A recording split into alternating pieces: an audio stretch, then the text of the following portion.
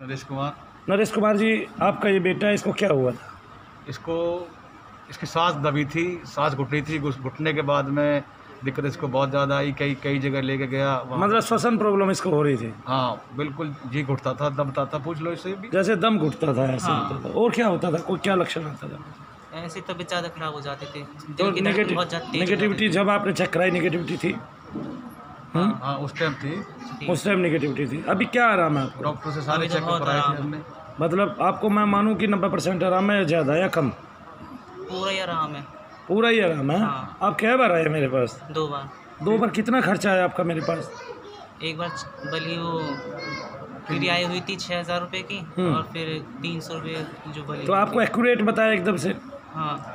वैसे तो नॉर्मली 4,000 रुपये की क्रिया कराते हैं, आपको 6,000 की क्यों बताई थी? इसका मतलब 2 दोष एक साथ थे आपको। हाँ। ऐसा तब होता है, या तो पितृदोष भी साथ हो, ठीक है ना, प्रेत दोष के। हाँ। तो आपने देख लिया, इसका मतलब काम होता है। 2 बार में आप आए, 2 बार में आपका काम हुआ। हाँ। आपने कहा हाँ मैं ठीक हूँ। आपका एक क्वेश्चन था, आप क्या पूछना चाह रहे थे? मैं बना जाता था उनके हमारे पितर कितने थे जी। जो पितृदोष है ये सर्वोपरि है। हमारे कितने थे, इसके कितने थे, इसका आकलन ना करें, क्योंकि अगर सबके पितृ ठीक है तो फिर चाहे पितृ 100 हों चाहे 200।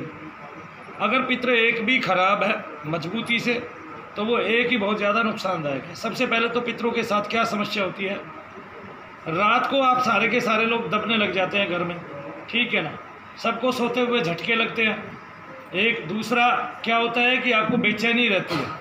तीसरा, आपके काम सुचारू रूप से नहीं चलते हैं। चौथा, आपका वंश गति पाना बंद कर देता है, और पाता भी है तो आपके यहाँ ज़्यादातर लड़कियाँ उत्पन्न होती हैं। ये पितृदोष का कारण है। इसके अलावा भी पितरों से घर में अशांति बनी रहती है, तंगी का माहौल रहता है, और आप एक दूसरे से झगड़ने लगते हैं और क्रुद्ध रहते हैं हमेशा। तो मतलब घर में एक ऐसा वातावरण छा जाता है जिसमें सबको बेचैनी रहती है, और किसी न किसी बात पे क्रोधित होते रहते हैं, और एक जगह बैठ नहीं पाते हैं। और बैठते हैं तो एक जगह बैठते ही थोड़ा सा अच्छा विचार करते ही क्या होने लगता है, लड़ाइयाँ होने लगती हैं। अब जो पितर हैं इनको हम पूर्वज बोलते हैं। अब ये पूर्वज तो हैं, लेकिन ये किस रूप में हमारे सामने है? अगर ये पृथ्वी लोक से ऊपर उठ गए हैं, देवलोक में पहुंच गए हैं, तो इनका एक लोक है पितृलोक, जो देवलोक से भी ऊपर होता है। क्या होता है? वेद व्यास जी कहते हैं जिसको देवलोक से भी ऊपर है। जैसे भगवान राम के पिता जब उनके पूर्वजों में शामिल हो गए, तो भगवान राम जी ने जैसे ही उनका तर्पण किया उनको शांति मिल गई, लेकिन वो इस लोक में नहीं थे, क्योंकि उन्होंने, राजा दशरथ ने बहुत सारे पुण्य किए हुए थे, तो वो ऊपर के लोक में चले गए। इसलिए लोग पुण्य करते हैं ताकि हम ऊपर के लोकों में चले जाएं। इसको और आगे लेके आइए, ऊपर के लोकों में चले जाएं। सामने आओ ना, ये आपको सामने नहीं आना था, होगी। अब ऊपर के लोकों में हम चले जाते हैं तो हमें कोई आपत्ति नहीं आती, कोई दिक्कत नहीं आती, और हम ही सही मायनों में पूर्वज होते हैं। लेकिन जब तक हम ऊपर के लोकों में नहीं जाते तो हम पूर्वजों की गिनती में नहीं आते, हम प्रेतों की गिनती में आते हैं। प्रेतों की गिनती में कब नहीं आएंगे? जब हम श्वेत रूप में रहेंगे। बेशक हमारा कल्याण नहीं आया है, लेकिन हम क्या करते हैं, मनु भैया क्या करते हैं, किसी भी आत्मा का अग्नि तत्व छीन लेते हैं, उसको स्वच्छ कर देते हैं मंत्र शक्ति के जरिए। ये सबके सामने बैठे बैठे कर देते हैं, 1 बार में नहीं, 2 बार में, 2 बार में नहीं, 3 बार में, 3 बार में नहीं, 4 बार में। कोई आत्मा ज़्यादा संकल्पों के साथ होती है और उसके संकल्प तीव्र होते हैं। सृष्टि सारी जो है वो संकल्पों से चलती है और संकल्पों के ही अधीन है। ईश्वर का भी संकल्प सृष्टि को बनाने में काम करता है और सृष्टि रचने में।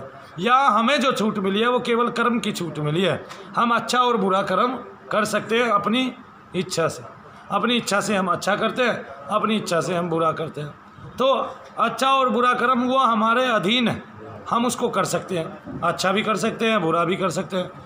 अब हम करने के लिए जो है उसको उत्सुक रहें, अच्छा कर्म करें, सदैव अच्छे संकल्प लें और भगवान का नाम हमेशा लेते रहें, जिससे हम उन बैड पूर्वजों की गिनती में ना आए, उन मलिन पूर्वजों की गिनती में ना आए जो अपने ही घर वालों को दुखी करते हैं। क्योंकि मरने के बाद ये आत्मा अपनी इच्छाएं पूर्ति करना चाहती है। जैसे कोई अपनी ज़मीन की इच्छा लेके मर गया तो वो उसी ज़मीन पर रहता है कि ये तो मेरी है, वो बंटवारा नहीं करना चाहता, वो मरने के बाद भी बंटवारा नहीं करना चाहता। ऐसे ही बेटे के ऊपर लड़ता है कि इसने ज़्यादा ले लिया, इसने कम ले लिया। लेकिन आत्मा में जो भाव रह के वो आत्मा यहाँ से जाती है ऊपर, ऊपर के लोगों का आकर्षण तभी होगा जब वो ऊपर वाले का भजन करेगा। अगर ऊपर वाले विभाजन नहीं कर रहे हो तो ऊपर जाओगे कैसे। और एक बात, अगर आपके पूर्वज, आपके पितृ अगर किसी के बंधन में हैं तो आप सारी ज़िंदगी चैन नहीं पा सकते, और उस बंधन को भी छुड़ाने वाला कोई नहीं है दुनिया में, ठीक है ना। उसके लिए भी मेहनत करनी पड़ती है। मानू भैया तो क्या काम करते हैं, बैठ के जाप करते हैं, उसी से ये सारी चीज़ें ख़त्म होती हैं। लेकिन लोग क्या करते हैं, चुटकी कहलाते हैं, पल के झपकाते हैं, जिससे आपकी समस्याएं कभी भी जाती नहीं है। तो हर काम के लिए एक मेहनत होती है, कर्म होता है नया, और उस कर्म में हम भगवान से प्रार्थना करते हैं, आप लोगों के लिए जप करते हैं, तभी ये चीज़ें जाती हैं। हमने देखा जो चुटकियाँ बजाते हैं और कहते हैं हम चुटकी बजाते ही निकाल देते हैं, ऐसे कर देते हैं, उनके पास से हमारे यहाँ हज़ारों लोग भी आते हैं और वो लोग कभी भी ऐसा नहीं कर पाते, क्योंकि उनके यहाँ भी कुछ प्रेत निकल जाते हैं, कुछ बाकी रह जाते हैं, और आपकी समस्या जो कि तो जस की तस बनी रहती है। लेकिन मनु भैया के पास ठहरने वाला हमेशा सुख लेता है, आज नहीं कल, कल नहीं परसों, परसों नहीं तरले दिन, और किसी ना किसी दिन जाके उसको अपनी प्रॉब्लम का हल मिल जाता है। क्यों मिल जाता है? क्योंकि जप के द्वारा ही इन आत्माओं को शांत किया जा सकता है। एक दिन में कभी कुछ नहीं होता। आप लोग 16-16 साल से ये प्रॉब्लम झेलते हैं, फिर भी मैं कहता हूँ कि दुनिया के समय को देखते हुए हमारे पास बहुत ही कम समय लगता है, ना के बराबर लगता है। 80 से 90% लोग तो आते ही ठीक हो जाते हैं, 60-70% लोग तो ऐसे ही हैं जो एक ही झटके में ठीक हो जाते हैं, जैसे ये बच्चा 2 बार में ठीक हो गया केवल।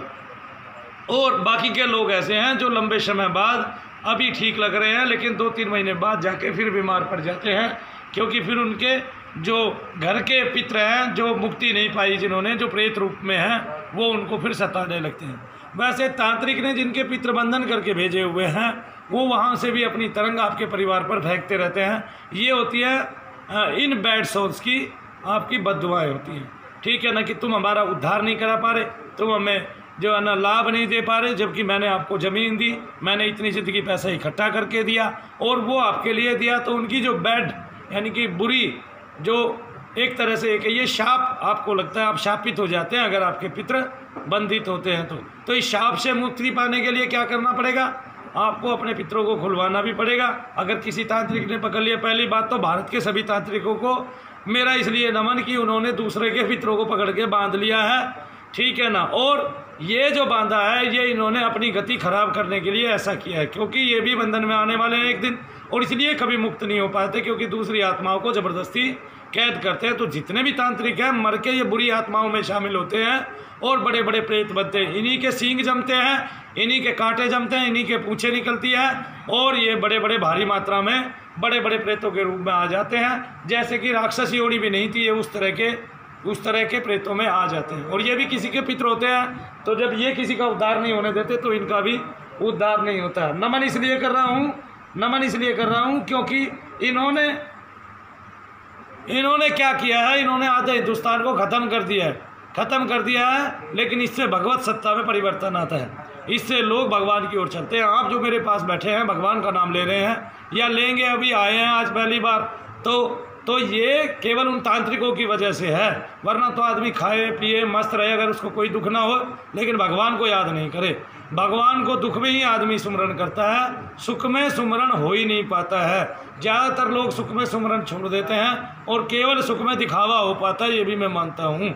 जो लोग बड़ी बड़ी ध्यान मुद्राएं लगाते हैं, वो भी जब सुख के अधीन आ जाते हैं, वो भी अपना ध्यान आधा कर देते हैं, समय कम लगाते हैं, और फिर भगवान में उनकी उतनी तेजस्विता नहीं रहती, उतना संयम नहीं रहता, और उतने संवेग से तीव्र संवेग उनका नहीं रहता भगवान की प्राप्ति का, और वो संवेग हमेशा कम होता चला जाता है सुखों के अधीन होने के बावजूद।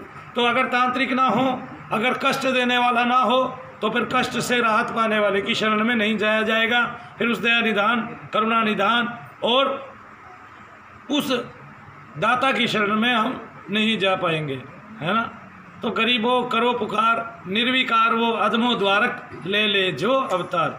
तो जब अधम आते हैं, जब लोग गरीब हो जाते हैं और तब उस निर्विकार को ढूंढते हैं, तब वो किसी न किसी साकार रूप में आकर हम सब का भार खत्म करता है, हम सब की पीड़ाओं का आनंद करता है, और हम सबको उचित मार्ग दिखाता है, हम सबको एक सन्मार्ग दिखाता है, ठीक है ना। तो वो अवतार जल्द आएगा, हम भी दुआ करते हैं आपके रूप में आएगा, आप में से ही किसी का बच्चा होगा, आगामी होगा, और किसी न किसी के घर में वो पैदा होगा, उत्पन्न होगा, और सबका कल्याण करने वाला होगा। तो आत्माएं बैड सोल्स इस रूप में हमारे शरीर में रहती हैं और इस तरह हमारे समाज में फैली रहती हैं। तो तो जो मरता है वो नीचे ही रह जाता है, क्योंकि उसको यहाँ के भौतिक सुखों का आकर्षण बहुत ज़्यादा है, उसकी इच्छाएं बहुत ज़्यादा है।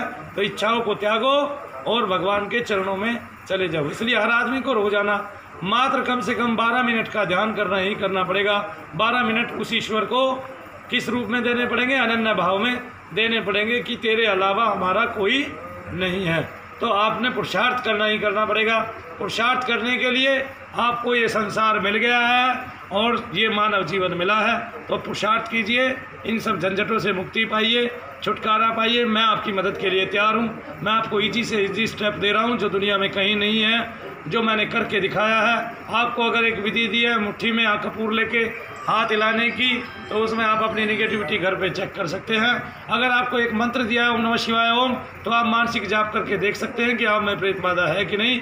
अगर आपने उसको 15 मिनट तक मानी मन जाप कर लिया और आपका शरीर उत्तरोत्तर हल्का होता चला गया, तो समझिए आपको कोई भी बैडशोल परेशान नहीं कर रही है, कोई भी निगेटिविटी आपको परेशान नहीं कर रही है और आपके शरीर में कुछ भी ऐसा नहीं है, तो आपको फिर कहीं भी जाने की ज़रूरत नहीं पड़ेगी। अगर पितृदोष भी होगा तो वो भी हाथों में आएगा, तो इसलिए पितृदोष को समझिए, आपका तब तक उद्धार नहीं होगा। और दूसरी बात, जो भक्ति करने वाले हैं वो भी सुन लीजिए, उनकी दृष्टियाँ, उनको भगवत दर्शन तब तक नहीं होगा जब तक उनके पितृ, उनके पूर्वज किसी तांत्रिक के बंधन में होंगे या किसी अन्य के शरीर में प्रविष्ट होंगे और उन लोगों को दुखी कर रहे होंगे। जब तक उनकी मुक्ति का आप उपाय नहीं करेंगे तब तक कुछ नहीं होगा। कई बार ऐसा भी होता है कि कोई व्यक्ति मनु भैया के पास आया है, उसमें कोई आत्मा है, वो आत्मा बेचैन है, लेकिन उसके पूर्वज यानी कि उसके वंशज वहाँ पे उसके नाम का कोई पाठ करा रहे हैं, कोई यज्ञ करा रहे हैं, और यहाँ उस आत्मा को आपके शरीर से निकलने में मदद मिल जाती है। तो दोनों तरफ से सहारा लगा, उस आत्मा को राहत मिली और आपका कल्याण एकदम से निश्चित हो गया। बोलिए जय शनिदेव, जय शनिदेव, जय शनिदेव, जय शनिदेव।